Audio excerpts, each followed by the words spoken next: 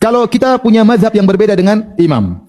Contoh, imam memandang disunahkan kunut subuh setiap salat subuh. Kita memandang tidak disunahkan kunut subuh. Atau sebaliknya, imam memandang tidak kunut subuh, sementara kita meyakini kunut subuh sebagaimana mazhab Syafi'i dan mazhab Maliki bahwasanya dianjurkan setiap salat subuh. Apa yang kita harus lakukan? Aturannya, pendapat yang lebih kuat secara dalil bahwasanya imam makmum tidak boleh menyelisih imam. Kata Nabi SAW, "Innama ju'ilal imamu liyu'tamma bih." Sungguhnya dijadikan imam untuk diikuti. Fala takhtalifu alaihi, maka jangan kalian menyelisihinya. Kata para ulama maksudnya pada perkara yang zahir. Perkara yang zahir maka kita jangan menyelisih apa? Imam. Ya. Artinya kalau imam melakukan suatu gerakan kita ikuti. Makanya Nabi mengatakan, "Idza kabbara fakabbiru." Kalau dia takbir maka takbir. Ini gerakan yang zahir. Bukan cara duduknya, bukan cara tasyahudnya, bukan. Itu tidak itu yang dimaksudkan untuk kita ikuti. Artinya jangan kita lambat dari dia, jangan kita kecepatan dari dia. Yaitu pada perubahan-perubahan apa? Gerakan. Paham?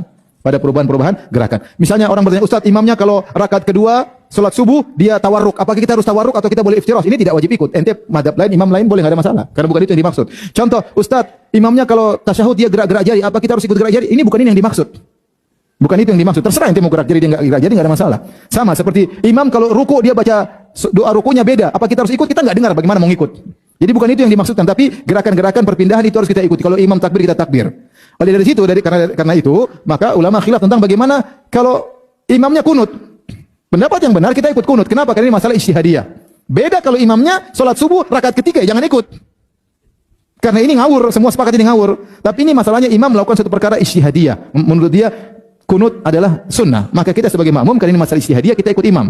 Maka ini fatwa Imam Ahmad, fatwa Syekh Utsaimin, fatwa Ibnu Taimiyah rahimahullah, yang Imam Ahmad, Ibnu Utsaimin, Ibnu Taimiyah memandang kunut subuh tidak sunnah. Mereka semua memandang kunut subuh tidak sunnah, tapi mereka semua yang berfatwa berdasarkan dalil yang ada, kalau imam kunut kita ikut apa? Kunut. Paham? Kalau imam kunut, karena ini termasuk gerakan-gerakan yang zahir. Ya. Bagaimana imam kunut kemudian kita menyelisihi, kita tidak kunut. Memang ada sebagian ulama yang mengatakan tidak kunut, tapi saya katakan ini pendapat yang lebih kuat. Imam kunut maka kita ikut kunut. Sebaliknya kalau imam tidak kunut, kita jangan kunut sendiri. Ini saya sering lihat di Masjid Nabawi orang Indonesia karena terbiasa kunut subuh mazhab Syafi'i, begitu salat di Masjid Nabawi imamnya enggak kunut, dia kunut sendiri, cuek aja.